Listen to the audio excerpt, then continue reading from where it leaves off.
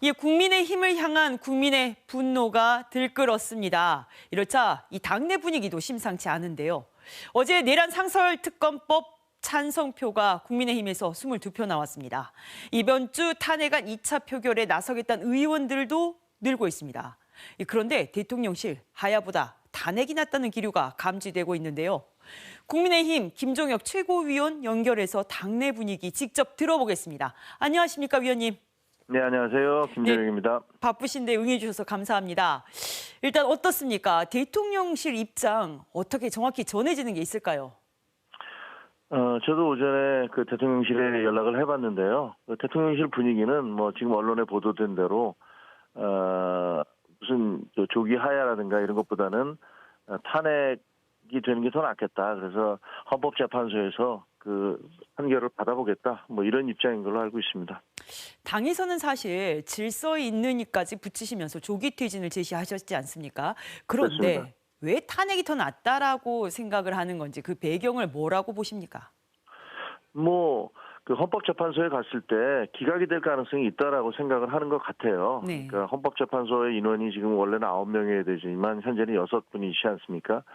그러니까 6분이 모두가 만장일치가 돼야지 그게 그 탄핵이 될 수 있어요. 근데 그중에 한 분만이라도 반대를 하게 되면 그러면 기각이 될 가능성이 있는 거거든요. 그러니까 그런 가능성을 기대하는 것 같습니다.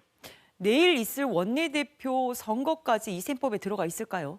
그렇죠. 뭐 원내대표 선거에 권성동 지금 현재 의원 이분이 뭐 찐윤 그러니까 윤석열 후보 당시에 비서실장이셨고 그다음에 대통령 당시에 원내대표였기 때문에 뭐 어떻게 보면 거의 한 몸이나 다름없는 분인데 이분께서 지금 출마를 하셨잖아요. 네. 그러니까 본인에 대한 것은 헌법재판소에 가서 그 판결을 받도록 하고 그리고 또 당은 권성동 원내대표가 당선이 될 경우 당에 대한 장악도 가능할 것이다라는 이런 판단을 하고 계신 건 아닌가 이런 생각이 듭니다. 그렇다면 권성동, 김태우 의원의 양자 대결 결과가 사흘 앞으로 다가온 2차 표결에도 영향을 미칠 것으로 보이는데 어떤 변수들이 있을까요? 그러니까 어떤 분이 원내대표가 되느냐에 따라서 그 14일의 토요일이죠. 네. 탄핵 표결에 뭐 크게 영향을 미칠지는 잘 모르겠습니다. 왜냐하면 뭐 이미 여러분들이 공개적으로 나는 뭐 찬성을 하겠다, 나는 투표에 참석하겠다, 뭐라고 얘기를 하시고 저희 당내에서도 이렇게 중차대한 시기에 뭐 당론을 정하든 안 하든 그것은 별개의 문제지만 적어도 의원들이 투표를 하지 않는다는 거는 논리적으로 말이 안 된다라는 분위기가 널리 확산되고 있거든요. 네. 그러니까 아마 표결에는 참 많은 의원들이 참석할 가능성이 있고요. 그렇게 네. 되면 그중에서는 탄핵에 찬성하는 의원들도 적지 않을 것이다 이렇게 예상이 됩니다. 네, 한 대표는 지금 한동안 어떤 공식 입장을 밝히지 않고 있습니다. 이번 탄핵 소용돌이와 함께 한동훈 대표의 리더십 굉장히 큰 타격을 받고 있습니다. 한 대표로서는 지금 어떤 선택지가 있을까요? 한동훈 대표는 사실 이번에 비상계엄 사태가 났을 때 네. 제일 먼저 국민과 함께 이것을 맞서겠다라고 발표를 했습니다. 책임 있는 정치인 중에서는 처음이었죠. 그래서 한쪽에서 텔레비전 자막에 한편에서는 비상계엄 선포라는 대통령의 말이 나가고 바로 뒤에 여당의 한동훈 대표는 국민과 함께 반대한다, 막겠다 이런 것이 뒤따라 나가는 어떻게 보면 참 희한하고 기괴한 상황이 연출이 됐던 거거든요. 네. 그래서 그걸 통해서 그 자막을 보면서 아마 저는 그 군 지휘관들도 여당의 대표가 이걸 반대하는구나라는 생각에 네네. 아마 예를 들면 강제 진압이라든가 뭐 이런 것들에 상당히 주저하지 않았나 이런 생각이 듭니다. 그래서 한동훈 대표가 그 탄핵을 비상계엄의 확산을 막는데 크게 긍정적인 영향을 했다라고 저는 생각을 하고요. 네. 근데 그 이후에 이 탄핵을 어떻게 할 것이냐를 놓고서는 사실은 뭐 처음에 탄핵은 일단 이번엔 막겠다라고 했다가 그 다음에 그 대통령이 그 정치인들에 대한 체포조를 결성했고 제2의 계엄이 내려질 가능성도 있다는 사실을 알게 된 다음에는 바로 직무정지가 돼야 된다라는 그런 발언을 또 했었고 네. 그다음에 대통령이 내가 이선 후퇴를 하고 그 수사를 제대로 받고 임기에 대해서 당과 정부에 맡기겠다는 담화가 나온 다음에는 그렇다면 이번에는 원래 얘기했던 대로 탄핵은 넘어가겠다라고 이렇게 왔다 갔다 하는 모습을 보인 것도 사실이에요. 네. 그러니까 그러나 저는 옆에서 계속 지켜봤는데 그 순간순간에 사실은 현실 정치인으로서의 어떤 그런 입장을 전혀 도외시할 수는 없는 그런 상황이었고요. 그러나 기본적으로 이것이 불법적이고 위헌적이었다는 그런 입장 자체가 바뀐 적은 없다라고 생각을 하고 그에 대한 조치가 필요하다.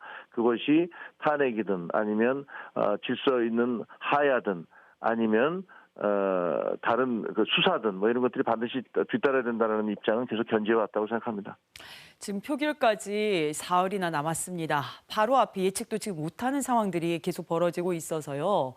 어떻습니까? 이번에는 당론으로 탄핵 표결에 대한 어떤 입장이 정해질 것으로 보이시는지 아니면 이 표결에 대한 전망 어떻게 지금 전망을 하시는지 궁금합니다. 아까 말씀드렸던 대로 뭐 누가 되시든 간에 그 원내대표가 권선동 원내대표가 되면은 그분께서 뭐 당론으로 막으려고 하실지도 모르겠어요. 근데 그게 뭐 가능할 것 같지는 않은 것 같고요. 투표가 자유투표 비슷하게 이루어지면 아마 탄핵안이 통과될 가능성이 매우 높다 이렇게 생각이 되어집니다. 알겠습니다. 이 집권 여당 지도부로서 이 퇴진의 로드맵 그리고 법적인 절차, 책임 어떤 수순이어야지 국민을 설득할 수 있다고 보십니까? 국민 설득은 뭐 비상계엄 자체가 위헌적인 것이었고 제가 생각하기에 불법적인 것이었기 때문에 그것으로 뭐 어떻게 그 국민의 아픈 상처와 마음을 달랠 수 있겠습니까? 뭐 그거는 이미 불가능한 일이지만 문제는 그 이후를 어떻게 우리가 수습해 나가야 되느냐 하는 문제인데요.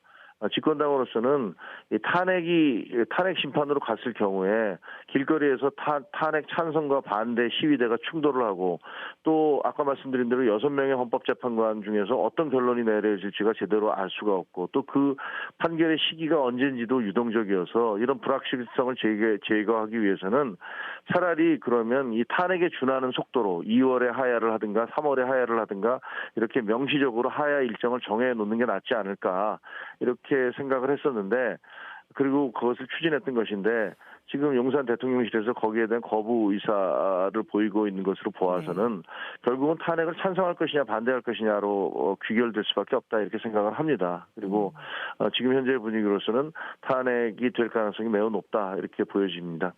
알겠습니다. 위원님 바쁘신 가운데 오늘 말씀 전해주셔서 감사합니다. 네, 지금까지 국민의힘 김종혁 최고위원이었습니다. 감사합니다.